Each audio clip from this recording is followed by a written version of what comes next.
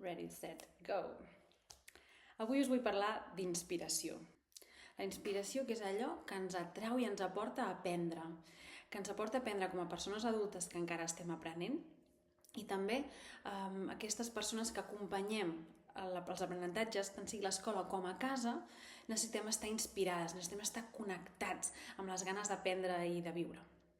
Quan vaig a les escoles sempre parlem de moltes casuístiques que cal revisar, que cal parlar, moltes estructures, moltes imposicions externes, però sempre hi ha aquella clau que trobes aquella mestra, aquell mestre que estan inspirats per l'aprenentatge i que transmeten aquesta passió. I aquest és el pont que fa el mestre entre l'infant o el jove que està aprenent i tota aquesta altra cosa del món dels adults que són els protocols, les burocràcies, els currículums, no? I en una família també ho veig.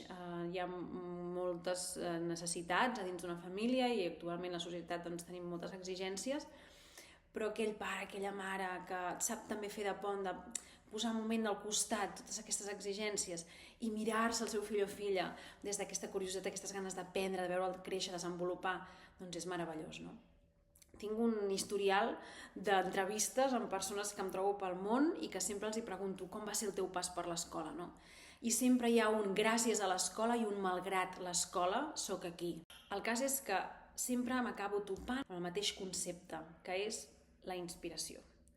I jo mateixa m'he revisat també en quins moments necessito estar inspirada, què m'inspira. I me n'adono que per crear contingut, per crear classes, per crear activitats amb infants, per crear un assessorament, per exemple, necessito estar inspirada. I també per superar moments d'adversitat, sí? Moments en què m'ho he passat malament, busco petites inspiracions que em connectin altre cop amb mi, que em connectin amb la bellesa exterior. Per això he creat aquesta equació matemàtica que et diu que la connexió, que és això que necessitem per estar bé amb nosaltres mateixes, per poder estar connectats amb el món, amb l'entorn, la connexió és igual a la inspiració multiplicada pel benestar i la bellesa. El benestar entès com un objecte interior, un estat interior, i la bellesa com aquesta cosa externa que trobem a fora. Aquest combo, aquesta equació, és la que utilitzo ara per tirar endavant, per crear coses, per acompanyar docents, per acompanyar famílies, per acompanyar infants. I em trobo cada dia buscant coses que m'inspirin a dins i coses que m'inspirin en fora. Avui dia les coses que m'inspiren són moltíssimes perquè em declaro ja buscadora d'inspiració i us en parlaré de 3 molt breus. Una és petits detalls que puc posar a l'entrada de casa o al lavabo, de flors que puc trobar al meu entorn, que m'agrada anar a buscar i decorar. L'altra cosa que m'inspira moltíssim és escriure a mà i fer-ho amb una estilogràfica, per exemple, que també tinc una newsletter sobre això que podeu rebre si us apunteu aquí. Escriure a mà textos, allò que em passa pel cap, fer una bona cal·ligrafia, la meva lletra m'inspira, em connecta amb tot plegat.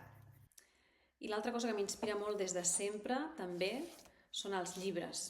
Els contes infantils, especialment alguns il·lustrats i altres, històries, la maquetació dels llibres infantils, però també qualsevol llibre d'assaig que em ressoni, que m'ompli, que m'inspiri, que em porti altres veus, que em connecti amb altres idees, i per això les biblioteques de casa meva són molt importants. Llavors està clar que quan entrem al sistema educatiu, quan entrem en una família, quan entrem en el cas particular d'una persona que diu jo no servia per estudiar, evidentment que hem de parlar de moltes coses, de coses psicològiques, de coses emocionals, de coses més tècniques, sí?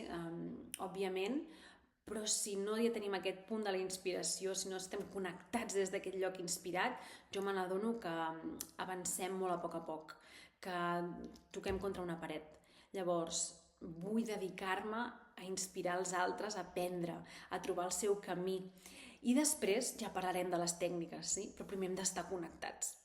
Tot plegat ho he volgut ajuntar dins d'una nova plataforma que he anomenat Universos Sinàptics, en què qui hi entri podrà contactar amb mi one-to-one perquè li pugui ajudar a partir de la seva història de vida, la seva història d'aprenentatge, la seva història escolar, a connectar amb ell o ella mateixa per trobar aquesta inspiració. Una inspiració que pot servir perquè pugueu aprendre d'allò que vulgueu, petits bloquejos, petites coses que us han quedat pendents a la vida, però també inspirar-vos per poder aportar aprenentatge al vostre entorn, ja sigui com a professional a l'aula, amb els vostres infants, amb un infant concret, amb el grup d'infants, o com a pares i mares que voleu acompanyar l'aprenentatge i el desenvolupament a casa, paral·lelament a l'escola o amb l'escola.